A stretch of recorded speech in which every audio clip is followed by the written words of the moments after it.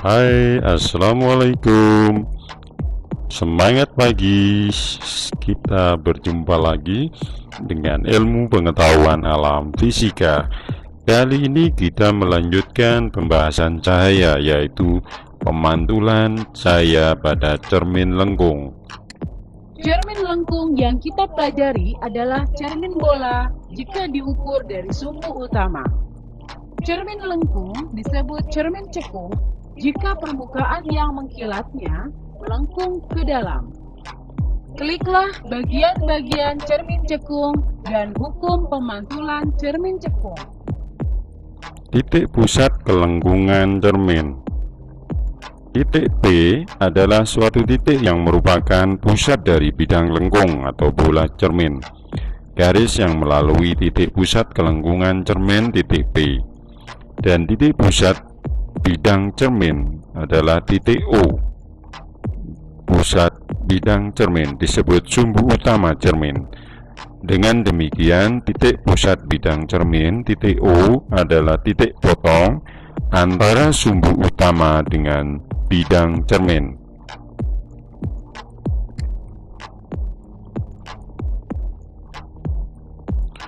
Seperti telah dikatakan bahwa hukum pemantulan cahaya tetap berlaku bagi cermin lengkung, termasuk cermin cekung.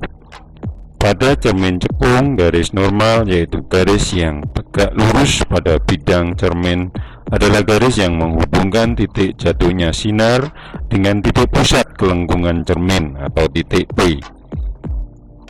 Jadi tidak seperti cermin datar yang arah garis normalnya hanya satu. Garis normal pada cermin cekung berubah-ubah, yaitu bergantung pada titik jatuhnya sinar pada bidang cermin. Jika sinar jatuh di titik B, maka garis normalnya adalah BP. Jika sinar jatuh di titik D, maka garis normalnya adalah DP.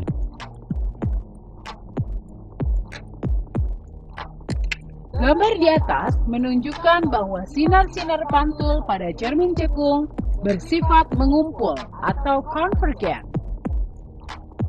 Gambar di atas menunjukkan jika jarak antara titik fokus F dengan titik pusat bidang cermin O diberi lambang F kecil berlaku persamaan R/2.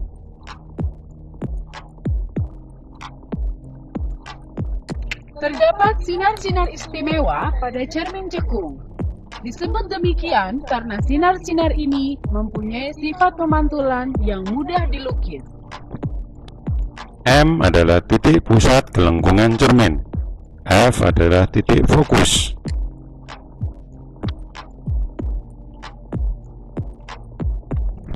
Perhatikan sinar datang sejajar sumbu utama cermin dipantulkan melalui titik fokus F.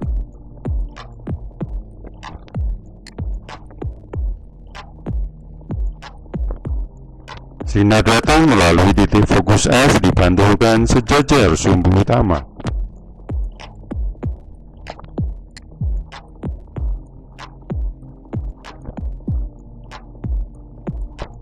Sinar datang melalui titik pusat kelengkungan cermin B dipantulkan kembali melalui pusat kelengkungan tersebut.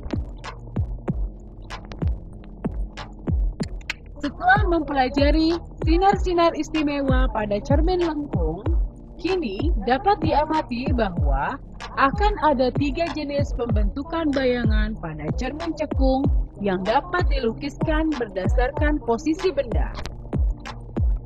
Ketika benda di depan P, benda di depan P, ini adalah benda, ini adalah cermin cekung.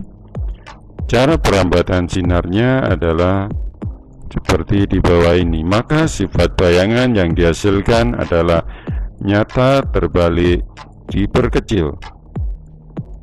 Perhatikan ketika benda di antara P dan F. Ini P, ini F, bendanya terletak di antara. Maka ketika cahaya mengenai cermin cekung akan dipantulkan melalui fokus, dan melalui fokus akan dipantulkan sejajar sumbu utama. Sifat bayangan yang dihasilkan adalah nyata, terbalik, diperbesar. Ketika benda terletak di antara F dan O, maka cahaya akan dipantilkan melalui fokus. Ketika benda dipantulkan melalui sumbu P, titik P, perpanjangan dari garis ini akan dihasilkan sifat bayangan yang maya, tegak, diperbesar. Selain cermin cekung, cermin cembung juga termasuk ke dalam kategori cermin lengkung. Jika pada cermin cekung, bagian depan cermin adalah permukaan dalam irisan bola, maka pada cermin cembung, bagian depan cermin adalah permukaan luar irisan bola. Kliklah bagian-bagian cermin cembung dan hukum pemantulan cermin cembung.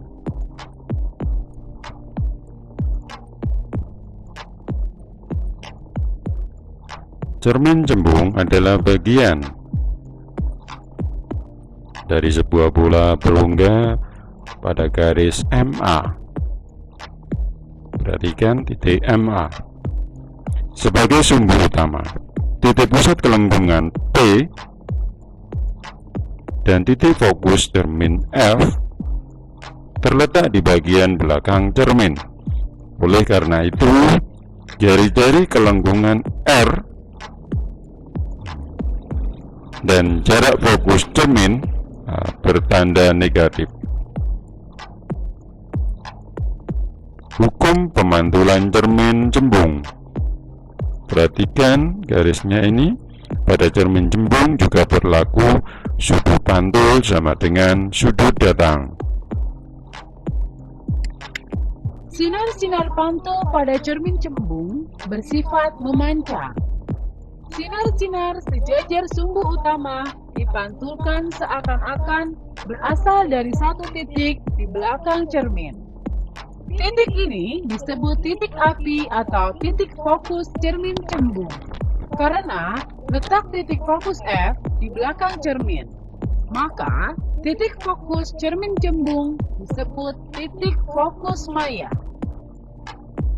Sinar-sinar datang sejajar sumbu utama akan dipantulkan seakan-akan atau seolah-olah datang dari fokus. Sinar-sinar yang menuju titik fokus maya dipantulkan sejajar sumbu utama, sehingga R-nya adalah negatif.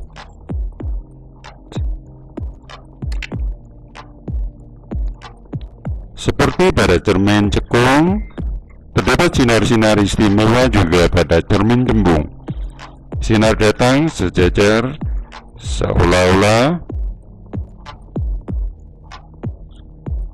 sejajar sumbu cermin dipantulkan seakan-akan datang dari fokus.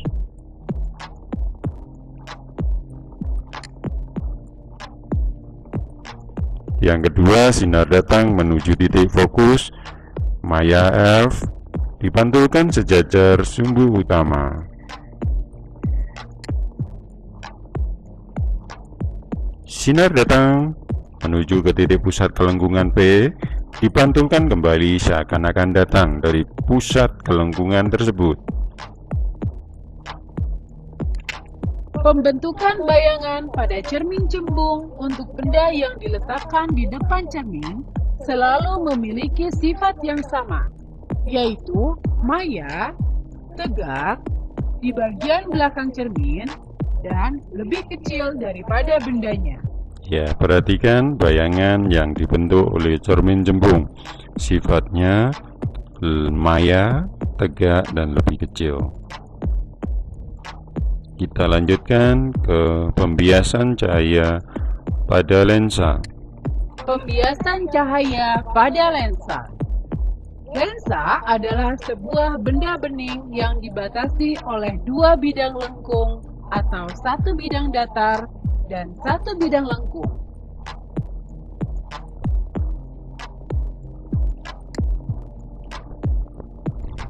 Lensa cembung adalah lensa yang bagian tengahnya lebih tebal daripada bagian tepinya.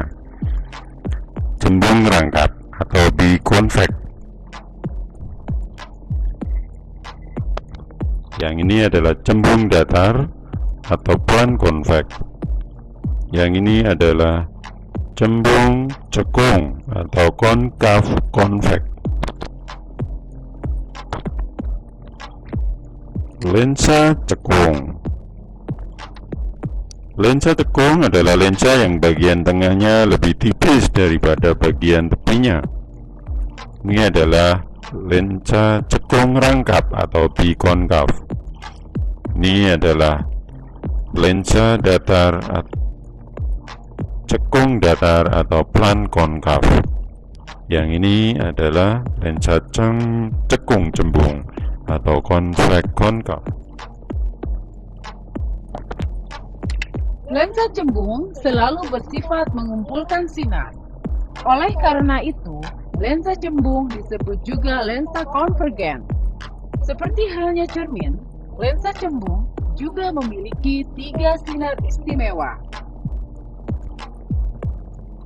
Sinar istimewa yang pertama adalah sinar datang melalui sumbu utama sejajar sumbu utama.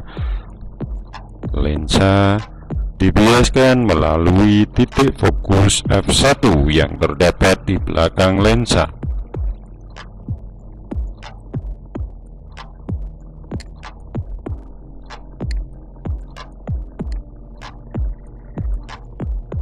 Yang kedua, sinar datang melalui titik fokus f2 yang terdapat di depan lensa dibiaskan sejajar sumbu utama. Yang ketiga, sinar datang melalui titik pusat optik O diteruskan tanpa mengalami pembiasan.